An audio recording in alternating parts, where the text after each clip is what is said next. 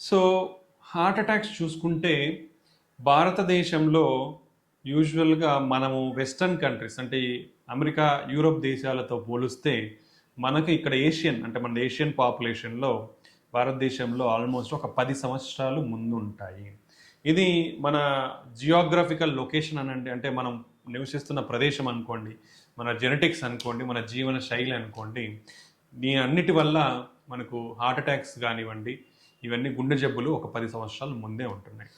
ఇవన్నీ ఎందుకు ఎక్కువగా పెరిగిపోతున్నాయి ఈ కాలంలో అంటే 30 సంవత్సరాల నుంచే బీపీ, షుగర్, కొలెస్ట్రాల్ అందరికీ కూడా ఎక్కువైతే వస్తూ ఉన్నాయి.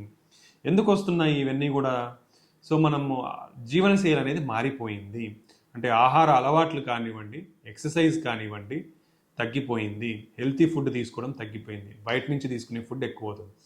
Packed food, ultra processed food అంటే ప్యాకెట్స్ పోవడము, మాల్స్లో లేదా కొనుక్కోవడం, తినడం, ఇవి సాధారణంగా ఎక్కువ చూస్తున్నాం. ఇంకోటి అవుట్ సైడ్ ఫుడ్లో మరి ఏం వాడతారు అనేది ఎవరికీ తెలియదు. మనం ఈ మధ్య చాలా కాలంలో రైడ్స్ అనేది చూస్తున్నాము, అడల్ట్రేషన్స్ చూస్తున్నాం, ఫుడ్ సేఫ్టీ అనేది ఎక్కడ కూడా ఉండట్లేదు. సో ఈ ఆహార అలవాట్ల వల్ల కూడా జబ్బులు ఎక్కువైతా ఉన్నాయి. అండ్ మితిమీరిన ఆహారం తినడము, టైంకి తినకపోవడము అనేది కూడా ఇంపార్టెంట్. Next life style. మనం అన్నీ కూడా అందరికీ ఇప్పుడు ఈ మధ్యకాలంలో sitting is equivalent to smoking అంటాం. అంటే నువ్వు సిగరెట్లు అయితే ఎంత కాలుస్తావో కూర్చుంటే కూడా అంతే డేంజరస్ ఉంది. కాబట్టి కూర్చొని జాబ్ చేసే వాళ్ళు అట్లీస్ట్ గంటకు ఒక 10 నిమిషాలు లేచి తిరగడం అనేది చాలా ఇంపార్టెంట్. సో ఇది లైక్ కంటిన్యూస్గా కూర్చొని ఉంటే మీరు ఆటం బాంబ్ పెట్టుకున్నట్లు మీ సీట్ కింద ఎప్పుడైనా బస్ట్ అవ్వచ్చు.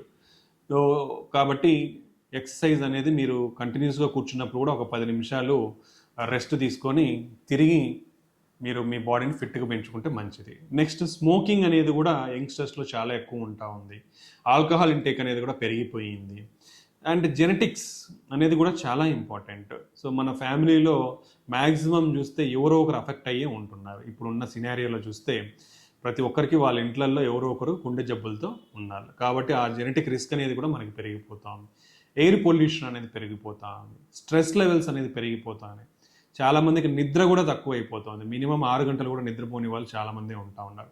సో ఈ అన్ని కారణాల వల్ల మనకి హార్ట్ అటాక్స్ అనేది పెరుగుతూ ఉన్నాయి. కాబట్టి ఈ మన జీవన శైలి, జీవన విధానాన్ని మార్చుకుంటే మనం యంగ్ ఏజ్లో అంటే 30-40 సంవత్సరాలలో హార్ట్ అటాక్ రాకుండా మనం కాపాడుకోగలము.